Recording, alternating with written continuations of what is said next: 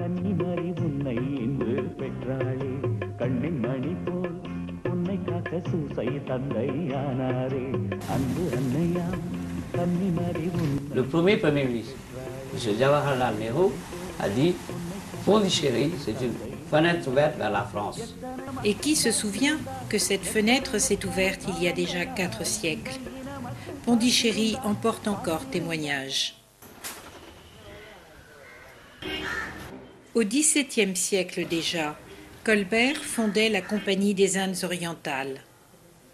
Le XVIIIe siècle, avec le gouverneur Dupleix, verra naître et mourir le rêve français d'un véritable empire en Inde, et cela au profit des Anglais. Au XIXe siècle, on ne parle plus que d'une petite colonie constituée de 5 comptoirs au sud du pays. Chandernagore, Yanaon, Mahé, Karikal et Pondichéry. En 1962, ces 5 comptoirs français sont rendus à l'Union indienne et regroupés en un seul territoire, celui de Pondichéry. Les ressortissants de ce territoire ont pu toutefois, à cette époque, opter pour la nationalité française et donc rester français. Monsieur et Madame Cadelis étaient de ceux-là. Pourquoi j'ai opté pour la nationalité française? J'ai été formé dans la culture française. J'étais chez les pères des missions étrangères jusqu'à la première seulement.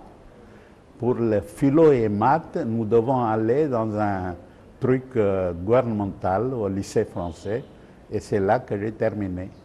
Je collabore au journal Le Trait d'Union. C'est une sorte de bulletin de liaison entre les Français d'ici et les Français qui sont expatriés, ceux des territoires d'outre-mer. Alors c'est une sorte de bulletin de liaison. Aux Pondichéryens qui vivent en France, je leur dis sincèrement de s'assimiler avec la population française.